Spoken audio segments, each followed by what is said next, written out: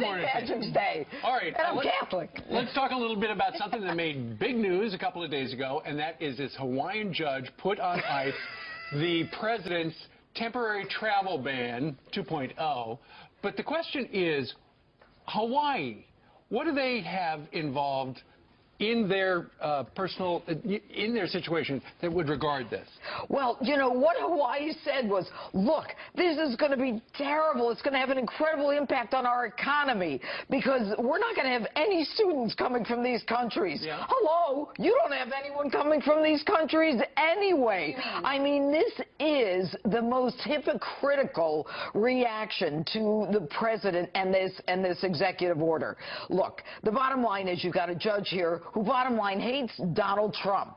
He's saying... Appointed by President Obama. He's an Obama appointee. But he is now saying, what I'm going to do is I'm not going to look at this executive order and assess it based upon the four corners of the order itself. I will assess it based on things that Donald Trump said during the campaign. Can you imagine if he said that to any corporation in America? I will not judge this contract by what it says in the contract, but rather what this guy said at a bar the other night or what he said to a friend the other day. That is just hogwash. And as if the Establishment Clause affects someone who lives in Somalia, who's not a citizen, who has nothing to do with this country, no nexus, no connection, no family, nothing. This is absurd. So, Judge, you have this judge with the Ninth Circuit who lives in Hawaii, but Hawaii, according to this article, does not or has not taken in any refugees. Iran, Libya, Somalia, Sudan, Syria, and Yemen. None on any of them. None, zero. So you know what I think? I think all the refugees should go to Hawaii. And that way, at least I have a nexus, a connection to the lawsuit. Because right now, I don't think they have standing. The Establishment Clause does not allow these people. You do not cloak individuals who are not citizens of the United States, who live in foreign countries. You do not cloak them with the Constitution of the United States. So if Barack Obama was president of the United States and handed the same ban, the six-nation pause, to put it out there, it would have passed. Not only would they say this passes constitutional muster, they would say, here is a president who has our taking safety, action, our security, and our interest at stake. Here is a president who understands the Constitution, who knows that he has the right to protect us. So what's next? What's next? Yeah. And the Ninth Circuit. It's a Ninth Circus. It's a joke. That's why they did it in Hawaii, although they have no standing, no nexus, no connection. Apparently, there's a story out this morning that Congress is considering splitting the Ninth Circuit, which is half the country, right, geographically, in two. Is that a good idea? Yeah, we double the idiocy. Well, there's also according to the online machine, what do you call that, the interwebs? Apparently there's a number of people who are suggesting that people should boycott Hawaii because of this. Well, certainly, I'm not going to say to do that, but what I would say is this. You know what? You do not and should never have a hypocrisy in the courts, and that's what's happening right now. And we are at a very critical point in this country. When judges start making decisions that are contrary to the fundamentals, not only of the Constitution, but of basic contract law, where you look at an instrument, an executive order, and you say, I'm not going to assess it based on what it says. I think I'll assess it based on what he said 3 months ago. Exactly. Wrong. And you know, I've been a judge. I did this. You know what's so interesting, too, is that the president read a very clear, read the rule out in Nashville the other night. Said, listen, you don't need a law degree to understand this. It says if it's for the safety of our country, the president has the right to do this. It's crazy. It's absolutely crazy. So it sheds a bad light on the judiciary system. The longer he fights, I think the better he will look. I think the better he will look. And, you know, I think for the president, for the Donald Trump that I know, to say, you know what, I should have stuck with the first one and taken it to the Supreme Court. You know, that's the president that I love. And you know what, he's right. He was mad at Attorney General Sessions for recusing himself. Well, you know what? In this day and age, look, Sessions is an honorable guy. He is an ethical guy. But in this political day and age, to do that is almost an admission to the left that, you know what, we made a mistake. I did something wrong. Hogwash. She didn't do anything wrong. Right.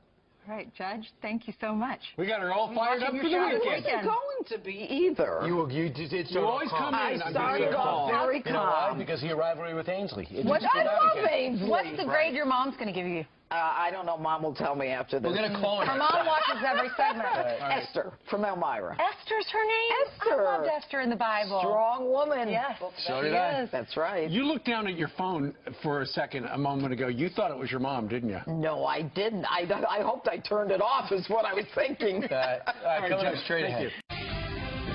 All right, it was not hard to see this coming. Two Barack Obama-appointed federal U.S. district judges have blocked President Trump's revised travel ban executive order from taking effect.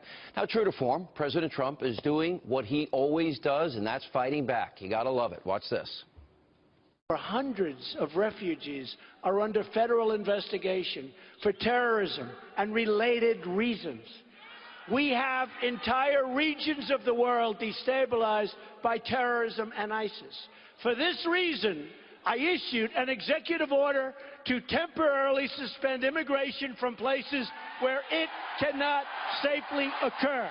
A judge has just blocked our executive order on travel and refugees coming into our country from certain countries. All right, we've been saying on this show that this is all part of the radical left strategy to undermine the president, delegitimize him, in this case, cherry-picking liberal judges to rule against what are very legal constitutional executive orders. But now what we're seeing is becoming far worse because these activist judges, they aren't just slowing down the president's agenda. Now they're putting the lives of you, the American people, literally in jeopardy. Now, at this point, it is very clear the left would rather score cheap political points than listen to the repeated warnings about the risks of letting unvetted foreigners into this country.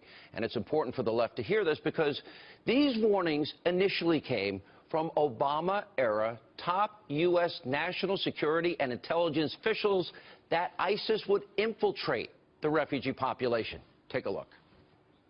Would that bring in Syrian refugees pose a greater risk to Americans? I mean, it's clearly a population of concern. The concern is in Syria, the lack of our footprint on the ground in Syria, that the databases won't have the information we need. So it's not that we have a lack of process, it's there's a lack of information. And that obviously raises grave concern as to being able to do proper background checks of the individuals coming into the country.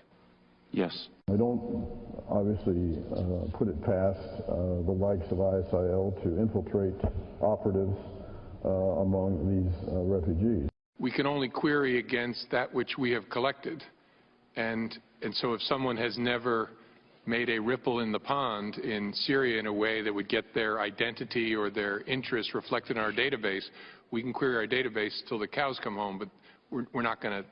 There will be nothing show up because we have no record on that person. There is some fear that some of these refugees may actually be posing as refugees, but they might actually be al-Qaeda or ISIS terrorists trying to sneak into Europe or the United States. What do you make of that? Well, certainly that's a possibility. I mean, you can't dismiss that out of hand. We should be conscious of the potential that Daesh may attempt to embed agents within that population. The group is probably exploring a variety of means for infiltrating operatives into the West, including in refugee flows. It is an outright dereliction of duty to flat out ignore what all of these officials are saying, the warnings, the admonitions to us, not to mention the list of countries in this revised travel ban. It came directly from the Obama administration and Congress, not President Trump. And to the alt-left critics of the ban, I urge them to take a look at Fox News, reporting from last week. Here's the headline.